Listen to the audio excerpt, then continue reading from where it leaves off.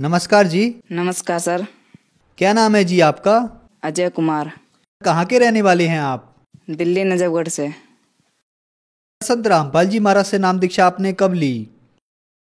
मैंने संत रामपाल जी महाराज से दीक्षा 20 अक्टूबर 2013 को ली। संत रामपाल जी महाराज से नाम दीक्षा लेने से पहले आप क्या भक्ति साधनाएं करते थे?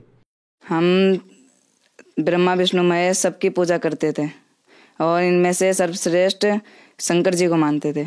इनकी भक्ति करते करते यानी हमारे पापा के ऊपर 6-7 लाख का कर्ज हो गया था। हम 10-10 रुपए के लिए तरसते थे उनकी भक्ति करते करते। फिर संत रामपाल जी महाराज की शरण में आप कैसे आए? हमारे यहाँ पे एक अंकल रहते थे, राकेश दास, और उन्होंने मेरे पापा को बताया कि संत रामपाल जी महाराज की शरण में चले जाओ, आपकी सभी परेशानियां दूर हो जाएंगी। तो मेरे पापा को ज्ञान गंगा दी पुस्तक, तो मैं एक एक अक्षर पढ़ पढ़ के पापा को सुनाया करता। तो पापा बोले कि ना, इन गुरु जी की शरण में जाना चाहिए। तो मैंने कहा ठीक है चले जाओ, मैं भी चलूँगा। तो आए हम सतलोक आश्रम बरबाला में आए। पहले हम भक्तों से बोले कि ना हमें बाबा जी से मिलना है, गुरु जी को बोले कि बाबा जी से मिलना है। तो वो भगत साहब बोले कि बाबा जी नहीं बोलते, संत रामपाल जी महाराज हैं, उनसे।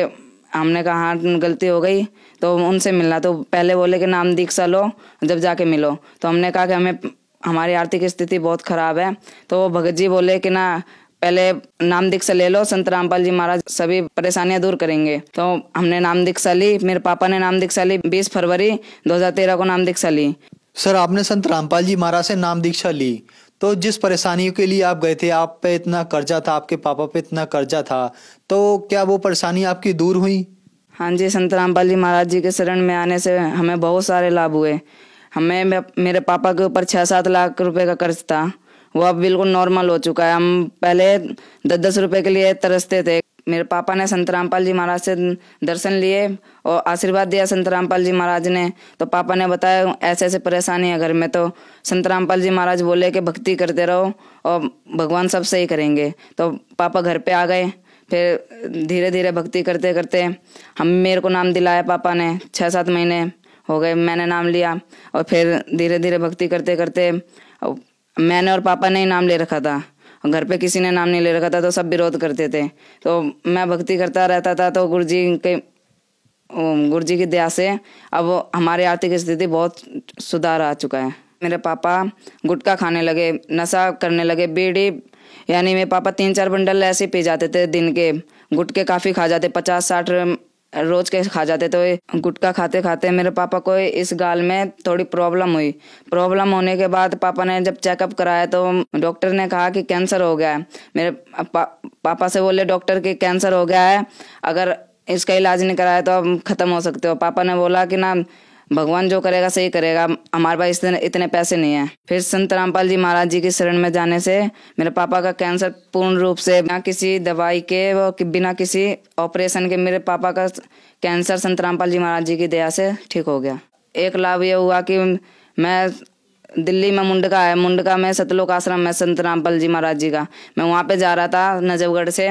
तो नजफगढ़ में नांगलो स्टैंड है, नांगलो स्टैंड में मैं झूमते हुए जा रहा था, आराम से मगन हो गए। तो वहां से पीछे से एकदम से बस आई, बस ने मेरे को इस वाले हाथ में टक्कर मारी। मेरे को बिल्कुल भी एहसास नहीं हुआ कि मेरे को टक्कर लगी। गुरु जी की दया से, संत रामपाल जी महाराज जी की दया से मुझे बिल्कुल भी एहसास नहीं हुआ। मैं थोड़ा सा इधर तो हुआ, पर मुझे ऐसा नहीं लगा कि मुझे बस ने टक्कर मारी है।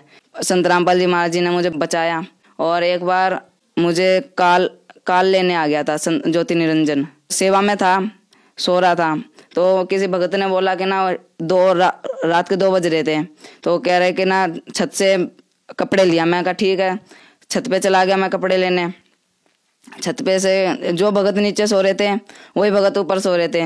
मैं चंबित रह गया कि जो भगत नीचे सो रहे हैं वही भगत ऊपर कैसे सो रहे हैं। तो मैंने भगत जी से बोला, सच्चा है भगत जी नीचे आ जाओ।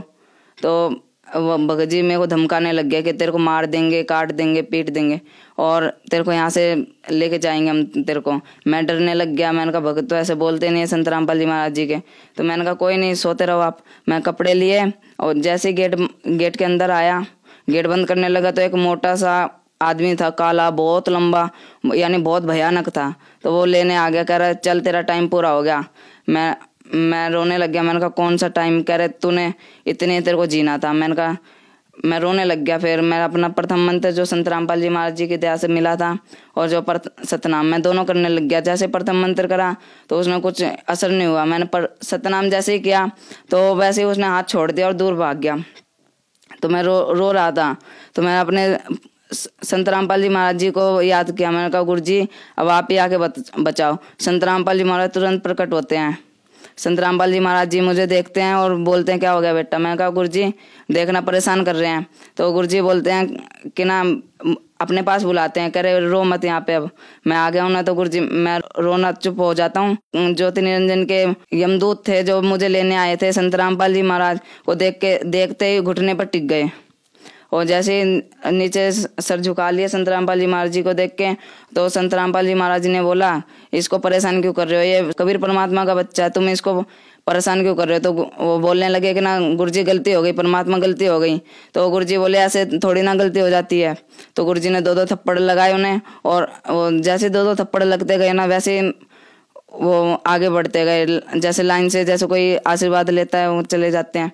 तो 2-2 थप्पड़ लगते गए और आगे बढ़ते गए। तो माफ़ी मांगते गए, गुरुजी आपसे नहीं होगा, आपके किसी भगत के पास नहीं आएंगे। तो गुरुजी बोले अब से आ भी मत जाना, नहीं तो तुम्हें लोक निकाला दे दूंगा। तो बोले कि ठीक है। फिर संत रामपाल जी महाराज जी बोले बेटा ऐसी चीज़ों में घबराते नहीं है, अच्छी तरह भक्ति कर। मैं कहा ठीक है गुरुजी अब से ध्यान रखूंगा। गुरुजी बोले ठीक है सत साहब। मैं सत साहब करी और गुरुजी चले गए। फिर मेरी एकदम से नींद खुली तो मेरे पसीने पसीने हो रहे थे। ऐसे कई लाभ हुए हैं संत रामपाल जी महाराज जी के शरण में आने से। और एक बार क्या हुआ कि ना 10,000 रुपये दिए पापा ने कि रख ले। मैं कहा ठीक है। मैं प्रणाम स्थल पे जहाँ पे संत रामपाल जी महाराज जी की ज्योति करते हैं वहाँ पे रख दिए नीचे ज्योति के नीचे। तो पापा आए थोड़ी देर बाद, 1-2 घंटे बाद, कह रहे 5,000 रुपये दे दे। मैं कहा ले लो वो रखे। तो पापा ने ले लिए 5,000 रुपये और रख दिए। मैं कहा ठीक है ले जाओ आप। फिर शाम के टाइम में आते हैं, बोलते हैं कि 5,000 रुपये और दे दे, देने किसी के कमरा किराया देना है। मैं कहा ठीक है ले जाओ। फिर जब मैं 5,000 रुपये गिनता हूँ ना तो वो उतने 10,000 के 10,000 रुपये मिलते हैं मुझे। फिर मैं पापा से पूछता हूँ पापा आपने 10,000 रुपये 5,000 और रुपये रखे हैं क्या। पापा बोले मैंने 1 भी रुपये नहीं रखे यहाँ पे। तो पापा, मैंने कहा गुरुजी रख गए। पापा बोले हाँ भगवान तो कुछ भी कर सकता है। फिर उनसे खर्चा चल गया। और जैसे कि हमारी आर्थिक स्थिति बहुत ज़्यादा ख़राब थी तो जब मुंडका आश्रम जाना होता था मुझे तो मैं रोता था। मेरे पे 15 रुपये भी नहीं होते थे। मैं रोता था कि संत रामपाल जी महाराज इतनी बड़ी क्या गलती कर दी कि दाता आपके आश्रम में आने के लिए पैसे नहीं मेरे पास। तो मैं रोने लगता था रात में। जैसे संडे का सत्संग होता था मैं शनिवार को रोता था। तो गुरुजी पैसे दे दो मुझे, मेरे को आना है आश्रम में। तो गुरुजी वो मैं रोते रोते सो जाता था। तो सुबह उठ के जैसे ही देखता मेरे बैग में 100 रुपये 200 रुपये 50 रुपये जितना मेरे को चाहिए होता था उतना मेरे को मेरे बैग में मिल जाया करता। और संत रामपाल जी महाराज जी की इतनी दया होती थी कि बहुत ज़्यादा हद तक लाभ दिया संत रामपाल जी महाराज जी ने। एक लाभ और हुआ संत रामपाल जी महाराज जी के शरण में आने से। मेरे पापा राजमिस्त्री हैं, चिनाई का काम करते हैं। वो काम कर रहे थे खेड़ा डाबर में, नजफगढ़ में खेड़ा डाबर में काम कर रहे थे। तो पापा चिनाई कर रहे थे। तो पता नहीं क्या हुआ, पापा नीचे थे, दीवार के 12 फुट की दीवार थी। पापा नीचे काम कर रहे थे, वो एकदम से क्या होता अचानक वो दीवार गिर जाती पापा के ऊपर। अब वो जितने भी मकान मालिक होते हैं और मिस्त्री होते हैं सब डर जाते हैं कि अब ये तो ख़त्म हो गया। तो पापा थोड़ी सीट उठाते हैं, मकान मालिक उठाते हैं थोड़ी सीट के, जल्दी जल्दी निकाल लो इसको, ये ख़त्म हो गया अब। तो जैसे थोड़ी सीट ऊपर से उठाते हैं तो पापा अपने आप खड़े हो जाते हैं। तो मालिक देखते हैं कि कुछ भी नहीं हुआ इसको। तो हाथ पैर चेक करते हैं उस पापा के और बनियान खोल के देखते हैं कि कुछ भी खरोच नहीं आती। तो पापा बोलते हैं मैं संत रामपाल जी महाराज का शिष्य हूँ, पूर्ण परमात्मा का बच्चा हूँ, मेरे को कुछ नहीं हो सकता जब तक मेरा गुरुजी मेरे साथ है। ऐसे मेरे पापा को गुरुजी ने कई बार बचाया। अब हम संत रामपाल जी महाराज जी की शरण में आने से आर्थिक, शारीरिक और मानसिक रूप से सुखी हैं। अजय जी, जैसा कि आपने बताया कि आपने संत रामपाल जी महाराज से नाम दीक्षा ली, उसके बाद आपके घर में सुखों का भंडार आ गया, आपके पापा की कैंसर की बीमारी ठीक हुई, आपकी आर्थिक स्थिति ठीक हुई। तो जो लोग आज कैंसर की बीमारी से ग्रस्त हैं उन लोगों के लिए आप क्या संदेश देना चाहते हैं? इस संदेश तो क्या, मैं प्रार्थना ही करना चाहता हूँ जो लोग कैंसर की बीमारी से ग्रस्त हैं, जिनके घर पे हमारे जैसी स्थिति है अभी भी, वो संत रामपाल जी महाराज जी की शरण में आए और अपना कल्याण करें। अजय जी, संत रामपाल जी महाराज से नाम दीक्षा कैसे ली जा सकती है? संत रामपाल जी महाराज जी से दीक्षा आप ऐसे ले सकते हैं, जैसे जिस भी चैनल पे आप संत रामपाल जी महाराज जी का सत्संग प्रवचन सुन रहे हैं उसके नीचे एक पट्टी चलती है, तो उसमें मोबाइल नंबर आते हैं। आप उन पे कांटेक्ट करके आपके जो पास में होगा नामदान स्थल, आपको उस नामदान स्थल का नंबर दे दिया जाएगा और अपना नामदान लेकर भक्ति कर सकते हैं संत रामपाल जी महाराज से। धन्यवाद सर। धन्यवाद।